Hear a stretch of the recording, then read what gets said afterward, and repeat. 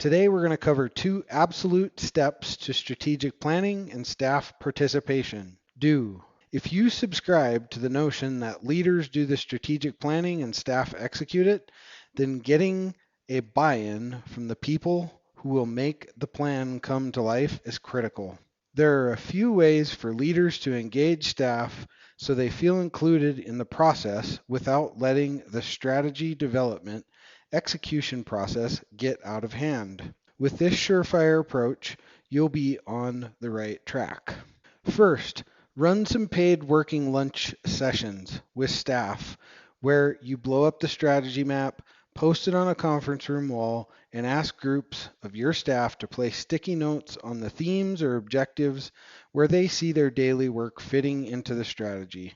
If employees have a hard time finding where they fit in, it can spark a useful, more in-depth conversation about the strategy map and objectives. Additionally, it may help reveal some areas where staff may be spending time on a project that is not important to long-term strategy of the organization. Use this exercise as a start point.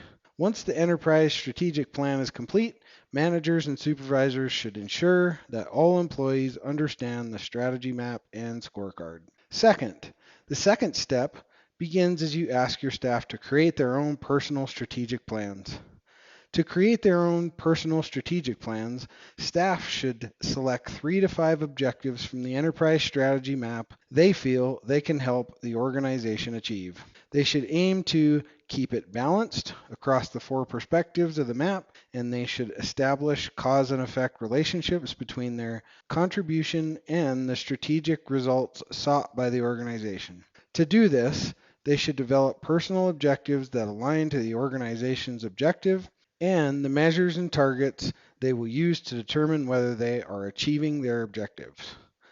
Once employees have developed this personal scorecard, they should have a conversation with their supervisors to ensure it aligns to the goals of the organization and is within the employee's influence. This exercise will both enable staff to contribute to the strategy management framework and establish their connection to the entire enterprise strategy. If you want to engage staff and keep them engaged during the strategic planning process, continue these conversations and have regular check-ins.